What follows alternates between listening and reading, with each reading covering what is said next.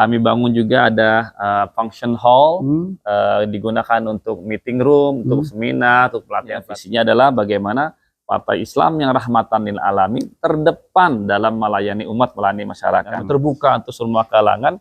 Bisa kita tunjukkan dengan tempat yang nyaman, terbuka, yang ingin singgah, ingin mengenal lebih dekat dengan PKS, terutama PKS Tangsel. Kami membuka selebar-lebar 11 ambulan yang untuk bisa melayani seluruh masyarakat, baik yang memang ada pangan murah, kerja gampang, sehat mudah. Nah, tadi karena Habib sudah menyinggung tentang pelayanan kesehatan, jadi kasus narkoba sangat tinggi sekali. Kemudian kejadian tentang perilaku seks yang menyimpang LGBT di Tangsel, di Pamulang juga tinggi sekali. Moto Tangsel cerdas, modern, religius tidak sekedar moto, tapi langkah-langkah konkretnya harus jelas, dan ini sudah dilakukan oleh PKS gitu.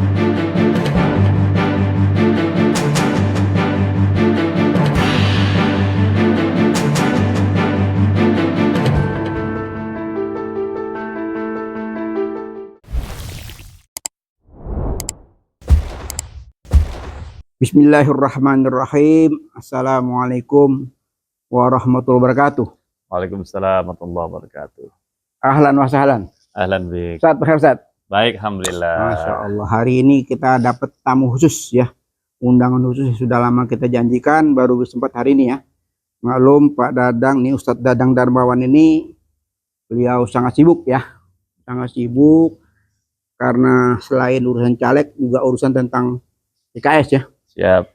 Kantor DPD sudah rapi. Siap. Semua sarana sudah lengkap. Siap. Mungkin sedikit Ustaz di kita tunjukkan di khas dan Peace Channel ini tentang tayangan di kantor DPD Tangsel ini. Baik, assalamualaikum warahmatullahi wabarakatuh. Ya, baik.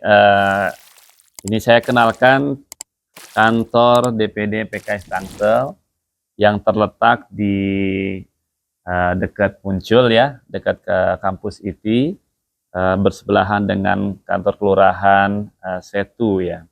Ini nama kantornya, kantor DPD satu kawasan yang kami ciptakan dengan nama Teras Tangsel. Teras Tangsel. Teras Tangsel. Keren. Ya. Namanya juga keren. Teras Tangsel, di mana di situ terdapat sekretariat DPD PKS Tangsel. Kemudian kami membuat di situ juga ada musola di depannya ya, di musola ini. Kemudian juga di situ juga nanti ada kafenya.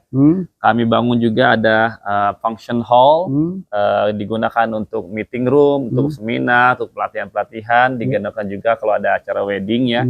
Kemudian juga kami di lantai 2-nya itu ada lapangan futsal. Selain lapangan futsal juga terdapat juga studio musik dan studio podcast. Wih, keren. Keren. Kemudian di pojoknya lagi juga sedang disiapkan untuk dibuat sebuah tempat klinik ya, untuk melayani pelayanan kesehatan buat masyarakat. Masya Allah. Kira-kira begitu. Barakallah, barakallahu fikum, luar biasa. Mungkin kapan saat dibangunnya? Apa baru selesai ini atau sudah jauh-jauh hari? Ya, ini sudah dibangun semenjak saya mendapat amanah selaku ketua PKS Tangsel. Ketika memang saya mendapatkan amanah tersebut, saya dengan pengurus bergerak cepat, dan alhamdulillah dengan support dari berbagai pihak, terutama dengan pihak AFS, alhamdulillah ini bisa membangun satu kawasan ini yang memang kami menyadari betul dikonsepkan terutama diperuntukkan untuk para milenial. Oh, ya. Berarti baru ini ya? Ini sebenarnya sudah kami dirikan 2 tahun yang lalu, Bib. 2 tahun yang lalu, memang ketika awal kita mendapat amanah itu kurang lebih pembangunan ini menghabis sampai waktu sekitar kurang lebih 8 bulan kita membangun tempat ini. Jadi pas menjelang Pilpres 2024 ini ya? Oh ya, ini sudah digunakan sebenarnya. Sudah berbagai event kita selenggarakan di tempat ini. Dari mulai kegiatan baik seminar, kegiatan untuk pelatihan-pelatihan UMKM, kemudian untuk milenialnya kita pernah membuat sebuah event festival akustik untuk para milenial muda, kemudian lomba-lomba futsal, lomba tenis meja, dan juga kegiatan pesta seni kita pernah selenggarakan gitu ya. Pembekalan untuk caleg sudah belum? Ya, sudah ada. Sudah berarti kita sudah lakukan. nggak kalah dengan pusat ya? Siap. Karena pusat kemarin saya pernah ikut di Palembang, saya ikut juga di Sulawesi, itu ada semacam pembekalan caleg ya. Iya. Tapi itu tidak diekspos keluar ya. Iya. Tangga itu dapur ya. Iya. Dapur kita banyak agenda-agenda dari situ. Ya. Di situ pembekalan yang sangat luar biasa ya. Iya. Saya melihat itu Siap. seluruh kader-kader itu. Jadi caleg yang muncul itu bukan caleg kaleng-kaleng itu loh. Wah, siap. Karena justru kami menyiapkan tempat pelatihan untuk pembekalan khusus. Iya. Ya, dia punya tempat khusus yang memang pembekalan yang memang kita persiapkan dari jauh-jauh hari, gitu ya. Dan bahkan praktek langsung untuk mempersiapkan kesiapan dari knowledge-nya, kemudian skill-nya, kemudian bagaimana pelatihan-pelatihan dari memang para pakar di bidangnya masing-masing. Memang Kira-kira. PKS ini partai kader ya. Siap. Saya merasakan itu. Siap. Alhamdulillah saya juga bergabung saat nih. Ya, terima kasih. Beberapa bulan lalu Ya, sempat bergabung masuk ke Dewan Pakar ya. ya, Karena alhamdulillah. memang saya melihat satu-satunya partai yang istiqomah ya dengan situasi politik terkini. Betul. Tidak terkontaminasi ya. Ya, alhamdulillah. Tidak terkontaminasi dengan ya mungkin satu dua ada yang bermasalah, tapi secara keseluruhan itu PKS ini salah satu partai pelopor. Ya, Ya, alhamdulillah. selalu pelopor dan memang selalu istiqomah dan selalu setiap mengambil keputusan itu tidak hanya ketua umum atau presiden partai. Ya. Selalu seperti contoh kemarin ya. Ya. Waktu mendukung Anies itu kan tidak mudah kan? Ya. Dengan segala macam pertemuan-pertemuan, Ya. rapat-rapat Dewan Suro. Ya, Terakhir orang sudah gujeng-gajeng nih rame Ya. nih. Wah, ini jangan-jangan PKS ini pelintat-pelintut gitu loh. Wah, Ya. rame di medsos di mana-mana. Tapi ya itulah proses ya. Proses demokrasi yang betul-betul teliti. Ya. Taat hukum, ya, taat azas, sehingga Ya. begitu sudah menentukan sikap itu all out. ya. Gitu. Dan gerakannya juga luar biasa ya. Nah, Betul. cuma kalau untuk di DPD Tangsel saya belum tahu persis sampai di mana nih. Ya, jadi ini justru kita membuat setup tempat ini adalah menjalankan amanat Munas dari DPP. Oh. Iya. Kalau masih ingat awal ketika DPP melaksanakan Munas adalah disampaikan ya visinya adalah bagaimana Partai Islam yang rahmatan lil alamin terdepan dalam melayani umat, melayani masyarakat. Masya Allah. Nah, konsepnya adalah bagaimana tadi. Bahkan saya menyampaikan dalam pidato politik saya menyampaikan visi DPD PKS, kita ingin menjadikan DPD terbaik se-Indonesia. Wih, Iya. luar biasa. The best ya. The best, Masya bismillah. Allah, Masya Nah, dari Allah. situlah justru Kalau lihat kantornya sangat ya. memungkinkan. Justru makanya ini kan kita berawal dari mimpi dulu, Bim. Ya. Mimpi yang memang kita tidak usah takut untuk kita seorang pemimpin itu ditunggu adalah pimpin yang besar, ada mempunyai visi yang besar, visi yang jauh. Sudah barang tentu ini kita harus berani menunjukkan bahwasannya PKS memang siap memimpin Indonesia. Kira-kira begitu. Allah. Dan konsep ini tadi Partai Islam rahmatan lil alamin. Kita buat tadi ada musola di depannya ya, ini ada musolanya. Kemudian rahmatan lil alamin itu mengayomi seluruh komponen masyarakat tanpa terkecuali. Betul. Makanya kami buat tempat yang bisa berkumpul semua kalangan tanpa terkecuali. Ya, Makanya kan ya di situ ada musolanya, ada kafenya, kan kafe di situ melayani di keluarga, anak-anak remaja, orang tua sampai anak-anak. Ya. Jadi tempat kumpulnya yang memang nyaman buat semua kalangan. Artinya sekarang semua caleg udah pernah ngumpul sini ya? Sudah. Semua, ya? Bahkan dari partai lain pun juga ada juga berkunjung ke kita. Bahkan kita sudah dari berbagai pihak dilakukan studi banding ke kita, gitu ya. Dan alhamdulillah ini memang menjadi harapan kita bersama. Kita bisa menunjukkan bahwasanya kesan PKS memang rahmatan terbuka untuk semua kalangan, bisa kita tunjukkan dengan tempat yang nyaman terbuka. Jangan bahkan di sini tadi ya yang dikatakan bahwasanya PKS itu selama ini hanya untuk mohon maaf mungkin buat kalangan masjid saja, tidak, buat anak muda terutama, semua kalangan pecinta seni, pecinta olahraga, semuanya terakomodir di tempat ini. Gitu lebih kami ingin menunjukkan bahwasanya PKS terutama PKS Tangsel siap untuk bagaimana mengelola pemimpin di Tangsel dan juga di Banten, karena kita di Provinsi Banten ya, dan juga di Indonesia. Dengan visi teras Tangsel adalah sebuah filosofinya adalah teras itu adalah wajah kondisi kita ingin menunjukkan bahwasanya kalau ingin mengetahui si pemilik rumah itu welcome atau tidak, mereka ingin melihat bagaimana pandangan dari si pemilik rumah. Lihat aja terasnya. Kalau dia temboknya tinggi gitu ya, berarti kan nggak mungkin dia welcome dengan orang lain untuk bisa masuk ke dalam rumahnya gitu ya. Kalau kita terbuka dengan sangat terbuka lebar gitu ya, melihat siapapun boleh masuk ke situ. Mohon maaf, selama ini kesan partai politik itu suatu tempat yang angker, Bib. Wah, tempat yang mungkin hanya boleh dimasuki oleh hanya pengurus saja gitu. Kami membuka kesan itu dibuka selebar-lebarnya, tidak hanya pengurus, tidak hanya kader, tidak hanya simpatisan, bahkan siapapun yang ingin singgah, ingin mengenal lebih dekat dengan PKS, terutama PKS Tangsel, kami membuka selebar-lebarnya untuk berinteraksi dengan kami. Lebih tepat rumah aspirasi ya. Betul, kira-kira begitu. Ya, itulah wajah menjadi kita. Rumah aspirasi rakyat itu akan menampung apapun betul, rakyat. Betul. Karena kita saat ini merebut hati, merebut pemilih, tapi setelah terpilih pun jangan lupa ya, karena harus kita siapkan juga bagaimana janji-janji politik ya. Karena rahmatan lil alamin tadi, apalagi kita melihat sekarang PKB dengan PKS yang selama ini dikesankan sebagai minyak dan air, sekarang sudah menjadi satu, menjadi kekuatan yang luar biasa.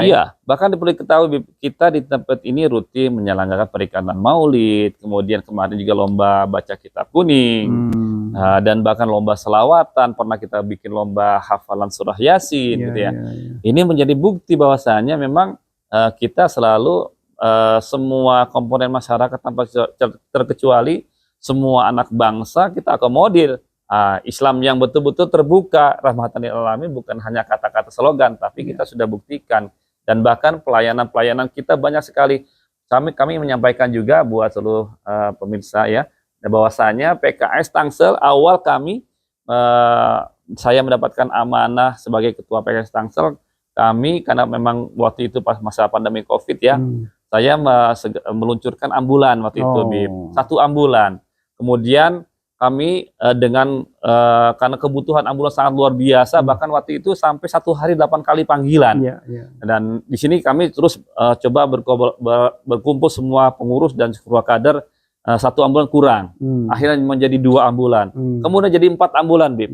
Kemudian akhirnya terakhir kemarin kita akhirnya alhamdulillah PKS bisa mengelola Tangerang Selatan ini 11 ambulan. 11 ambulan. 11 ambulan yang untuk bisa melayani seluruh masyarakat, baik yang memang mereka yang mengantarkan jenazah atau mungkin yang sakit gitu ya.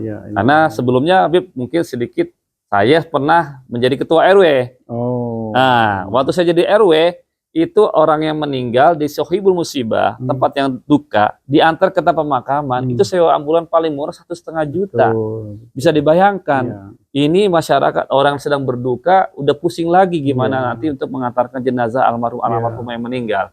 Nah, ini PKS hadir untuk memberikan pelayanan yang hanya menghubungi saya teleponnya, kita ada call centernya, bisa menghubungi pengurusnya, bisa menghubungi kadernya, bisa menghubungi simpatisan PKS yang tersebar di seluruh wilayah di Tangerang Selatan.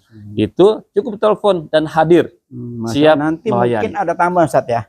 Jadi selain ambulan, kebutuhan jenazah seperti kain kafan dan lain-lain, ada tambahan usulnya saya nih. Gimana tuh? Siapkan lagi, cari tempat yang agak ke pinggir nggak apa-apa, semacam pemakaman. Ya, untuk warga Tangerang Selatan disiapkan pemakaman yang gratis, itu salah satu yang urgent ya saat ini ya. Karena itu gimana pun juga kalau sudah ada, walaupun agak terpinggir, tapi kalau disiapkan tempat tuh insya Allah bermanfaat. Karena saat ini salah satu kendala ya, banyak kendala di mana-mana itu begitu masalah pemakaman itu jadi beban ya. Selain biaya untuk mau ambulan, nanti untuk gali lubang dan sebagainya itu juga perlu kita perhatiin ya. Ya, termasuk itu betul masukan itu sudah kita terima. Bahkan ada beberapa kita kolaborasi dengan seluruh DKM masjid yang ada di Tangerang Selatan. Bahkan juga sudah ada beberapa DKM menawarkan ini boleh dimanfaatkan untuk pemakamannya, dan juga bahkan tadi kita juga kemarin sempat bersilaturahmi dengan LPJ, Lembaga Kepengurusan Jenazah, yang dimana di situ mereka di Pamulang itu ada LPJ yang mengelola kurang lebih hampir 5.000 KK, 5.000 KK ya, dan mereka ada 2 ambulan. Itu terkadang memang ternyata data statistik yang kami peroleh dari LPJ tersebut, jangan kami bicara di Tangsel ya, di Pamulang saja itu kejadian meninggal itu kadang-kadang 1 hari ada 1 sampai 3 orang tuh Bib yang meninggal gitu ya. Berarti kan kebutuhannya luar biasa tinggi gitu ya. Nah, disinilah justru kita juga mensupport nih para amil-amil gitu. Amilnya di situ 111 amil. Oh, Iya, biasa. dari yang ibu-ibu maupun yang bapak-bapak ya, mereka siap melayani luar biasa ya. Ternyata ini memang kita berkhidmat untuk umat, buat masyarakat, tidak sekedar teori, sudah langsung kita buktikan pelayanan yang betul-betul dirasakan di lapisan masyarakat, bahkan yang paling bawah. Mengantarkan jenazah tidak hanya di wilayah Tangsel, bahkan sampai keluar kota. Ya memang ini yang memprihatinkan ya, contoh ya seperti Pondok Cabe ya. Betul. Pondok Cabe Udik ini tidak punya puskesmas, Tad. Iya. Bayangkan Pondok Cabe Udik itu puskesmasnya numpang di Pondok Cabe Ilir. Iya. Berkali-kali saya coba menyampaikan kepada keluhan kepada apa namanya aparat ya. Iya. Segera mungkin kita punya ini. Ya. Tetapi per hari sampai hari ini belum terwujud. Nah, ini Betul. salah satu yang menurut waktu itu kan ada salah satu programnya Pak Anies ya. Betul. Bahwa tentang kesehatan dia akan menjadi skala prioritas ya. Iya. Nah, jadi di wilayah saya ini, wilayah khas channel ini, itu tidak punya apa namanya puskesmas. Iya. Gitu. Hanya ada puskesmas kecamatan, puskesmas kelurahan tuh nggak ada. Jadi numpang di Pondok Cabe Ilir. Nah, ini salah satu mungkin menjadi perhatian nanti. Betul. Ini memang jadi concern dari PKS BIP ya. Nih kebetulan nih kita bawa ininya ya. Ini program PKS itu memang P-nya itu jelas ini. Ini ada pangan murah gitu ya BIP ya. Ini ada pangan murah, kerja gampang, sehat mudah. Nah, tadi karena Habib sudah menyinggung tentang pelayanan kesehatan, betul. Jadi memang ini menjadi concern sekali PKS, yaitu di bidang kesehatan. Ada satu lagi nih, pendidikan. Ya. Satu lagi yang satu lagi bagus nih. Jadi Gojek. Nah, ini Gojek ini salah satu apa namanya penyerap tenaga kerja yang luar biasa. Ya, tapi saat ini saya kemarin didatangin oleh bapak-bapak. Datang dia ketok-ketok pintu. Saya tanya, Pak, saya jangan diliput. Saya cuma mau curhat aja. Pak, Bapak curhatnya apa? Saya nih Gojek, Pak. Itu kita itu di hasil kita itu betul-betul kita diperas, Pak. Jadi tolong sampaikan suara saya. Wah, saya senang sekali. Bapak-bapak datang ke depan. Karena lihat ada posko kan. Jadi memang saya juga beberapa kali semacam diskusi ringan ya. Setiap saya naik gokar, terus selalu diskusi dengan supirnya itu. Memang peluang mereka itu mendapatkan hasil tidak sesuai dengan keringatnya. Gitu loh. Itu juga mungkin menjadi concern namanya dari PKS, sehingga lapangan kerja yang sudah diserap begitu banyak, tapi sekarang yang menikmati itu kan pemodal. Gitu. Nah, itu nanti dibalik tuh. Ya, ini untuk program yang singkat terhadap para tenaga Gojek sudah kita lakukan kemarin, Bib. Oh, sudah? Kemarin kita menyelenggarakan program khitanan massal. Khitanan massal seluruh putra para tenaga Gojek. Kemarin alhamdulillah Tangerang Selatan itu kita buat event khitanan massal sampai 40 anak. Itu anak-anak para pengendara Gojek. Kami siapkan semua perlengkapannya dari tenaga medisnya, dan sampai juga kita buatkan bingkisan buat si anak yang dikhitan. Itu udah bagus. Cuma tapi kalau penghasilannya juga kita perhatikan, karena selama ini kan masalah kebijakan aja. Masalah kebijakan antara pemodal dengan pengusaha. Setuju. Ini kan boleh katakan Gojek kan pengusaha kan. Pengusaha kreatif nah, karena dengan punya motor, punya mobil, mereka ada yang nggak sedikit orang pintar. Banyak insinyur, sarjana hukum yang memang lagi putus kerja itu mereka mau nggak mau. Ada teman saya juga bahkan toko besar, tadi punya toko besar, bangkrut, dia pindah beralih beli mobil, dia narik gokar gitu Ada juga yang Grab Nah ini salah satu apa namanya peluang kerja yang bagus. Hanya sayang, hanya sayang selama ini itu si yang pelaku ini tidak mendapat hasil yang sesuai dengan malah yang si pemodal yang hasilnya luar biasa. Nah ini menjadi concern kita juga ya. Concern kita. Jadi memang nanti undang-undang ketenagakerjaan, makanya kan kemarin juga salah satu kebijakan yang memang kita tolak, bagaimana tadi kan untuk kebijakan ketenagakerjaan yang memang harus benar-benar berpihak kepada rakyat gitu ya. Tidak hanya yang memang nyambung dengan Pak Anies yang disampaikan gitu ya. Yang pemodalnya juga makmur, pekerjaannya juga sejahtera gitu. Jadi kalau bisa ya, ini kan jelas kan cuma yang mereka kuasai itu sebagai pemodal saham. Memang mungkin awal memang mereka investasi luar biasa ya. Tapi begitu sudah berjalan sekian tahun, itu kan lipat gandumnya sudah luar biasa kan. Mungkin kalau saat ini dibalik katakan si Gojek mendapat hasil yang layak atau sehingga ya ini mungkin perlu menjadi perhatian khusus karena keluhannya sudah banyak sekali. Banyak sekali sudah merata ya keluhannya. Tapi karena ya semua tahu saat ini hanya pemodal yang punya power, segala-galanya, sehingga yang pekerja ini nggak punya kekuatan apa-apa. Gitu. Hanya mau nggak mau ya terpaksa tidak ada pilihan lain gitu. Gitu. Jadi kalau bicara, karena Habib sudah menyinggung tentang program ketenaga kerjaan, ya betul sekali ya tadi sekali Habib. Memang nanti kita kalau bicara nanti kedewanan harus buat peraturan yang memang keberpihakan kepada tenaga kerja juga lebih diperhatikan. Gitu ya. Lebih dari itu Habib, sebenarnya memang kita diupayakan juga bisa menciptakan lapangan-lapangan pekerjaan yang baru. Itu yang jadi penting. Dan kita harapkan juga memang dengan tadi ada teras tangsel, kebetulan juga saya pelaku usaha juga. Jadi dan alhamdulillah saya mengelola bisnis usaha, dan hampir mayoritas 90% itu tenaga kerjanya ada para milenial, Bib. Ya, saya sudah punya karyawan hampir 40 orang gitu ya. Dan ini justru kita harapkan memang nanti kita berupaya para politisi PKS ini ya memang apalagi yang berlatar belakang pengusaha bisa meng-create ya program-program penciptaan lapangan kerja baru, dan bahkan tidak hanya sebagai pekerja. Kita harapkan menciptakan para entrepreneur baru yang mulai dari milenial gitu ya. Ini harus kita dengan tadi dengan diadanya teras tangsel kita sudah melakukan itu gitu ya. Mereka bagaimana dilatih. Terkadang permasalahan tentang entrepreneur pengusaha itu, kewirausahaan itu yang masalah terbesar sebenarnya di mindsetnya, Bib. Ya, mindset mereka sebenarnya ya Allah itu sangat tergantung dengan prasangka hambanya. Kalau kita yakin bahwasanya kita mampu, kita bisa, insya Allah kita akan bisa gitu loh. Siap. Ini menyangkut tentang tenaga kerja ya, menyangkut tentang kesehatan ya. Siap. Ya tadi antum sudah singgung ya tentang kesehatan yang sudah ada tindakan massal. Nanti rencana mau bikin klinik ya. Insya Allah. Ini ada satu Ustaz yang perlu jadi perhatian ya, karena saya juga pernah punya klinik ya. Jadi ini adalah salah satu ketimpangan ya, maksudnya ini ketimpangan tentang BPJS. Ya, BPJS itu kan ada apa namanya Paskes pertama, Paskes kedua, Paskes ketiga. Paskes pertama itu klinik atau dokter.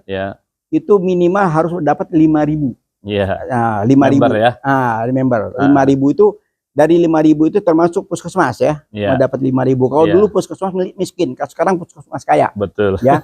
Karena minimal 5.000, kalau 5.000 itu arti dia dapat 50 juta per bulan. Dana kapitasinya. Nah, saya merasakan hampir 3 tahun kerjasama dengan BPJS di tempat saya ini, klinik PMC namanya, Peace Medical Center yang kita podcast ini, itu kita hanya mendapat 400, tidak lebih. Sampai akhirnya saya bangkrut. Nah, ini menjadi sorotan nanti yang perlu saya sampaikan, menjadi catatan, karena di sini ada ketimpangan yang terjadi antara klinik satu dan klinik lainnya itu tidak seimbang. Ada beberapa klinik yang dapat ada belasan ribu. Bayangkan, satu klinik yang hampir sama fasilitas semua dapat belasan ribu, sementara PMC ini menjadi catatan, nanti kita bisa buka-bukaan, itu hanya dapat 400 selama 3 tahun bertahan. Nah, begitu tahun keempat kita sudah nggak sanggup lagi. Nah, setelah mau tutup baru mereka bilang, sayang Pak, teruskan kliniknya. Saya bilang percuma, saya sudah tutup baru Anda datang. Karena saya udah protes, tapi ini menjadi catatan kita. Karena fasilitas itu yang diberikan pas ketiga pertama itu kan yang diatur kan oleh BPJS. Siapa mendaftar kemana gitu loh. Nah, di sini ada semacam permainan. Semacam permainan antara kong kali kong, dan ternyata itu tidak hanya di Tangsel. Saya juga dapat informasi di wilayah lainnya juga ada terjadi hal yang sama. Jadi satu klinik dapat belasan ribu, bahkan lebih dari 20.000. Klinik sebelahnya itu cuma dapat berapa ratus. Itu. Nah, ini yang menjadi titipan saya nih. Biar antum perhatikan itu. Siap. Jadi memang ini kita cukup concern di bidang kesehatan, pendidikan, dan juga bidang ketenaga kerjaan. Ya, menyangkut tentang klinik tadi. Ya, ini memang kita harapkan memang ada rencana kita juga akan set up klinik, nanti mungkin di sini kita nanti coba kita kolaborasikan bersama. Harapannya adalah memang tadi kita ini memberi ruang pelayanan yang lebih baik daripada mungkin ini Ustaz. Mumpung tahun politik menjelang ke depan ini adakan survei. Adakan survei, antum sebagai caleg itu adakan survei tentang fasilitas yang diberikan oleh khususnya Tangsel ini kepada klinik-klinik ya. Antum ambil data itu. Nah, itu saya berkali-kali ikut rapat di BPJS yang dia oleh dinas kepala dinas nggak pernah datang. Lalu yang datang keroco. BPJS pun sama, pimpinan nggak pernah datang. Berkali-kali kita rapat tuh pimpinan nggak, yang datang cuma keroco. Jadi kepalanya malah ngeluh, apa orang-orang dinas ngeluh, kita nggak punya kewenangan apa-apa katanya. Ini semuanya kewenangan BPJS. Nah, coba diambil data itu bikin semacam survei supaya ada gambaran di mana letak keadilan. Nah, situ tidak keadilan sangat muncul. Jadi ordal. Nah, yang dikatakan Anies ordal itu sudah terjadi. Dari 2015 saya pernah di sini melayani. Untuk waktu itu ada musibah demam berdarah, klinik kita penuh. Karena waktu itu BPJS masih belum full. Nah, begitu 2012 ke atas sudah full semua, orang terpaksa harus BPJS. Nah, di situ pembagiannya tidak stabil, tidak merata, sehingga banyak digunakan oleh oknum ya, oknum tertentu, sehingga klinik ada yang hidup, ada yang mati. Yang hidup ya mungkin ini, tapi ada tapinya.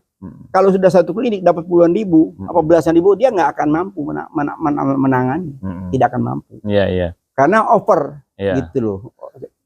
Mungkin nanti ini pada beberapa solusi-solusi ya kaitan pengelolaan klinik, termasuk memang sih nanti kita harapkan tadi ya, kita nanti sinergi, misalkan di PKS tadi kita punya ambulan, nanti dikerjasamakan dengan klinik-klinik yang mungkin ada para pendukung PKS ya nanti yang punya klinik, kita kerjasama nih pelayanan nanti antar jemput pasien, kan menjadi pelayanannya jadi pelayanan yang walaupun mohon maaf kayak BPJS mungkin dengan fasilitas yang ada tambah jadi pelayanannya plus gitu kira-kira begitu. Jadi nanti makanya di sini termasuk juga nanti ada beberapa layanan yang lain, termasuk kita harapkan nanti setiap member yang di tempat yang dikelola oleh para kader-kader PKS atau memang simpatisan PKS yang memang punya di bidang usaha atau memiliki pelayanan klinik-klinik ini, nanti kita arahkan juga untuk mereka keanggotaannya bisa masuk ke sana, bukan supaya apa, mendapatkan pelayanan yang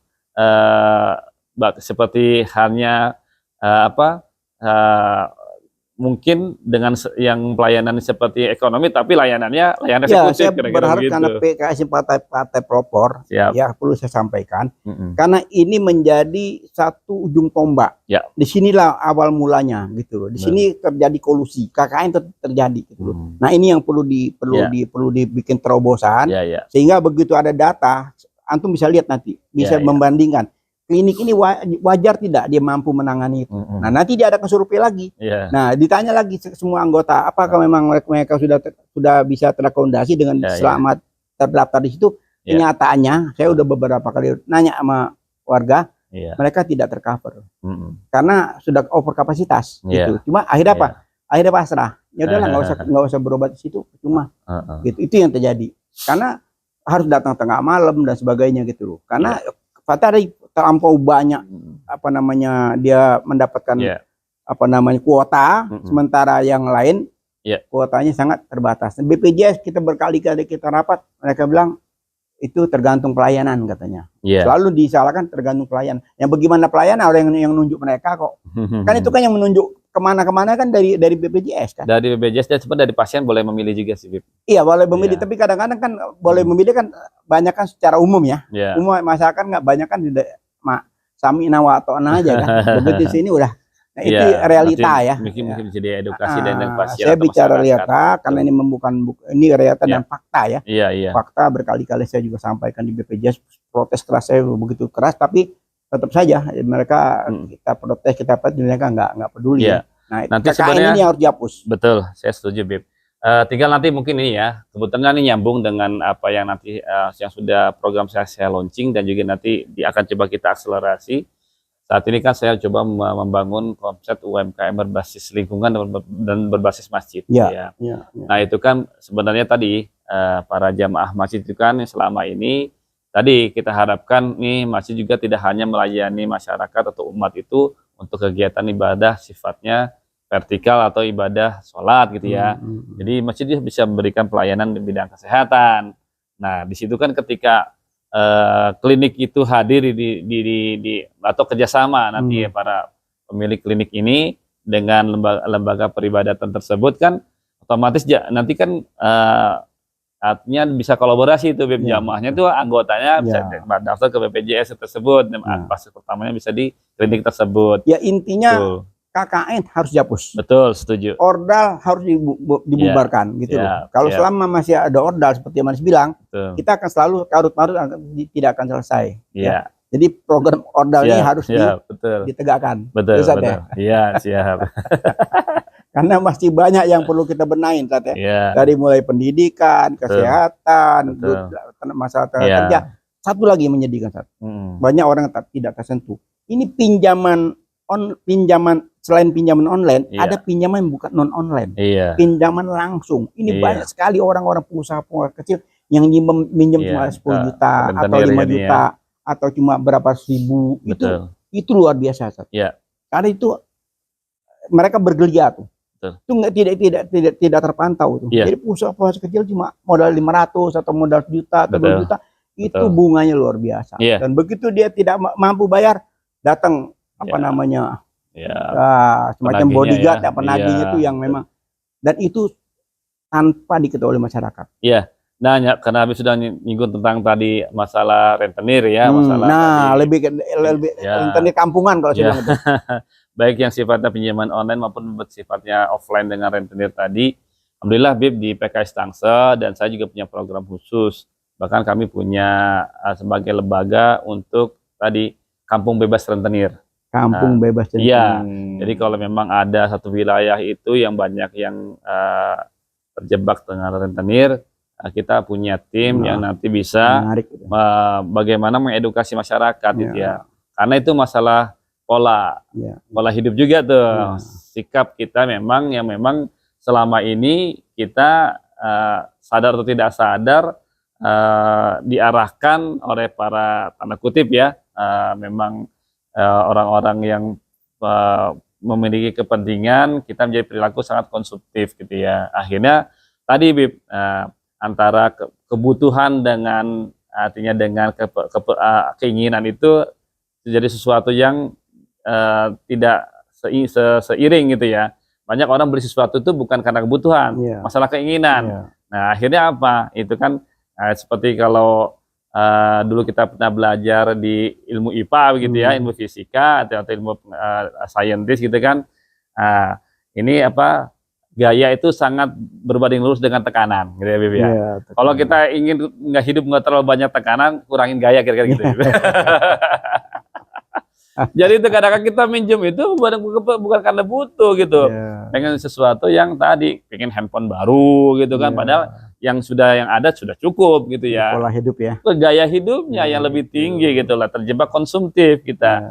Nah itu, jadi ada program Kampung Bebas Rentenir, termasuk kalau misalnya nanti ada dengan penegak hukum kayak kami pernah bikin ini Bib, acara di Teras Tangsel juga dan acara digabung dengan secara webinar ya, bagaimana tadi advokasi hukum dari PKS untuk para kasus-kasus pinjaman online. Dan pada saat itu kami di DPD PKS Tangsel punya divisi bidang hukum, Polhukam ya. Kebetulan ketua bidangnya itu seorang lawyer, ya seorang lawyer, advokat. Kita punya beberapa tim advokat. Kemarin itu kita ngundang juga dari Polres, ya dari Polres Tangsel dan juga dari pihak-pihak terkait ya. Sehingga memang ini gimana nih, ada ketika masyarakat Tangsel itu yang terjebak kasus ini seperti apa. Nah itu termasuk juga bagi masyarakat yang memang yang tadi terjebak masalah tadi pinjol atau nanti hal-hal seperti tadi kaitan dengan hukum, bisa menghubungi kader PKS juga, Bib. Selain pinjol, ada yang sangat memprihatinkan sekarang. Apa tuh, Bib? Itu banyak sekali korban. Luar biasa. Pinjaman bank, bank-bank yang semacam bank-bank kecil, itu tidak sedikit. Dan mereka itu bahkan kalau mau melelang itu lelangnya online. Bayangkan tuh. Jadi lelang online itu begitu ini kredit macet, mereka bukan backup. Mereka bukan backup, malah langsung dilelang. Lelangnya itu secara online. Jadi kalau orang yang nggak ngerti online kan nggak tahu. Nah itu jadi ini yang paling memprihatinkan. Jadi banyak sekali korban-korban orang yang pinjam uang dari bank nih, ya bukan bank pemerintah atau Ya. bank swasta ya, Ya. bank swasta itu tidak sedikit, Ustaz. Kalau mau lihat tuh banyak sekali datanya. Ya. Coba lihat nanti di apa namanya ya, ini salah satu PR kita juga ya, PR Betul. PKS memang Betul. untuk membenahi, karena bank selama ini kita lihat semua orang tahu ya bahwa fungsi bank itu tidak berfungsi dengan baik ya, karena memang pengelolaan keuangan negara nih lagi kacau balau seperti ini kan, sehingga semuanya jadi siapa yang ada ordal situ yang dapat ya. Nah, tidak ordal jangan minggir dulu kan gitu kan. Nah, siapa pun ordal ya itu ada kesempatan gitu. Nah, kayak gini-gini sudah harus segera dihapus, hilangkan gitu ya. Itu banyak di Tangsel juga banyak tuh, nggak sedikit tuh, ada bank-bank yang memang meminjamkan syaratnya tidak terlalu susah. Tapi begitu ini pengusaha terpuruk bukan di bank, bukan dibangunkan, malah dijorokin. Ya, kalau itu memang konsepnya harus buat konsep keterbukaan informasi publik gitu ya kan. Kalau ingin mengakses segala sesuatu ya bisa secara terbuka gitu ya, prosesnya harus menghubungi secara online. Kalau secara digitalisasi itu harusnya sudah mulai dilaksanakan. Walaupun juga tidak ada jaminan 100% juga. Kadang-kadang memang kan yang namanya birokrasi ya, memang itu perlu kita perbaiki bersama. Ya, gitu ya. Ini PR antum nanti nih, insya Allah terpilih nanti. Amin, amin. Terpilih nanti di apa namanya Tangerang ya. Tangsel ya. Insya Allah banyak PR-PR yang harus dibenahin ya. Mudah-mudahan dengan nawaitu yang ikhlas ya. Bismillah. Apa namanya pengalaman antum, apalagi sekarang dikasih amanah untuk mengelola kantor DPD Tangerang Raya, Tangsel ini ya. Ini luar biasa. Ya, sehingga banyak yang bisa kita harapkan ya. Amin. Jadi saya juga bersyukur ya, ini sebagai proses pencerahan ya kepada publik bahwa PKS ini adalah partai pelopor dan partai yang memang peduli kepada umat ya. Betul. Jadi sebenarnya kami sudah pernah meluncing call center DPD PKS Tangsel, salah satu sarana yang bisa nanti digunakan oleh masyarakat. Kalau memang nanti bisa menghubungi langsung ke kader-kader juga boleh, karena kader kami sebenarnya tersebar hampir di seluruh kelurahan, bahkan setiap RW kita ada kader PKS, jadi nggak usah sungkan-sungkan. Nanti dari tadi pelayanan ambulannya, tadi kita sudah menyiapkan lebih dari 20 tenaga konsultan, tenaga ahli BIP. Satu di bidang kesehatan, di bidang hukum, di bidang parenting, di bidang juga pembinaan UMKM, ya di bidang agama gitu, kalau ingin konsultasi tentang agama gitu ya, di bidang remaja itu kita sudah siapkan tenaga-tenaga ahlinya. Ya, kalau bicara tentang parenting, di konsultasi remaja banyak tenaga-tenaga memang ahli di bidangnya, dan bahkan sudah dikolaborasikan dengan Pemkot Tangsel ya, kita punya rumah konseling di sana gitu ya. Ternyata luar biasa. Kejadian KDRT di Tangsel tinggi sekali, Bib. Kemudian kejadian tentang, mohon maaf ya, kejadian kasus narkoba sangat tinggi sekali. Kemudian kejadian tentang perilaku seks yang menyimpang LGBT di Tangsel, di Pamulang juga tinggi sekali.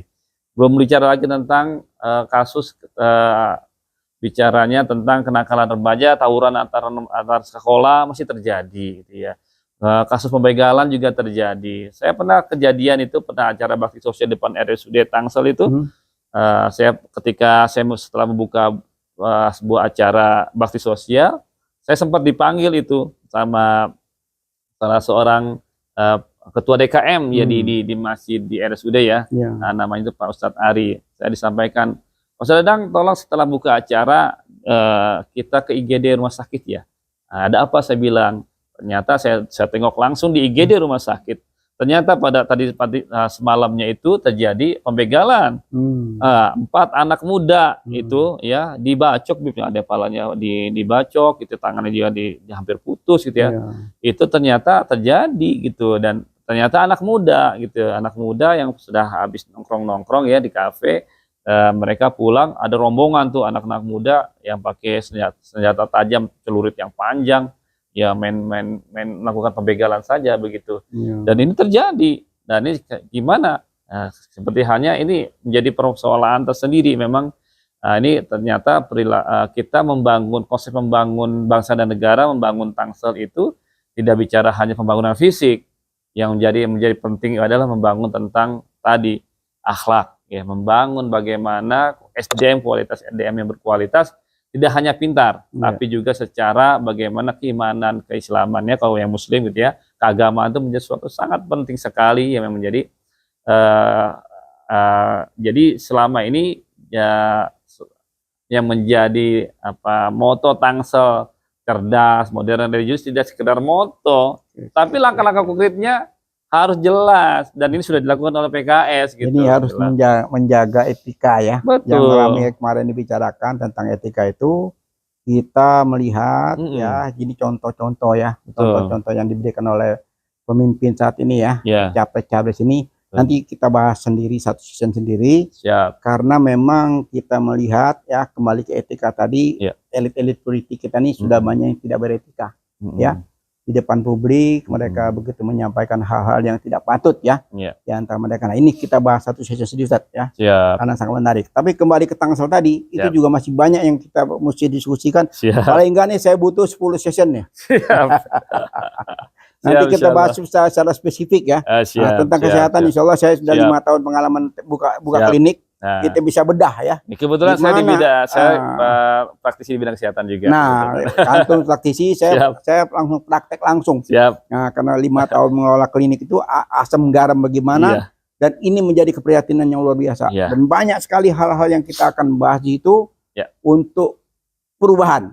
Nah, yang selama seperti kita harus BPJS perubahan ya, tidak lagi seperti sekarang. Insya Allah. Baiklah, bisik-bisik politik kenegaraan ya dengan tokoh muda ya, calon anggota DPR di Tangerang Selatan, dengan lihat paparan tadi ya, semacam diskusi tadi, wah ini patut jadi nih, insya Allah ya. Kita doakan. Saya yakin ya, karena dengan programnya, dengan kemampuan, dengan tadi ya, warga Tangsel jangan lupa salah satu calon terbaik nih, insya Allah nih, calon terbaik nih, Pak Ustadz Dadang. Amin. Nah, ini Ustadz Dadang nih, selain Ustadz, beliau juga sebagai pengusaha, entrepreneur juga, dan banyak program-program beliau yang kita harus dukung. Insya Allah beliau duduk, beliau bisa menularkan keilmuannya kepada teman-teman yang ada di DPRD. Ya, salah satu aja ada yang terbaik di situ, insya Allah yang bisa ketularan, Ustadz ya. Amin, amin. Amin. Bismillah.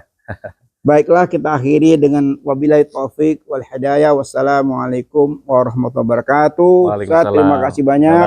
Jangan bosan-bosan ya.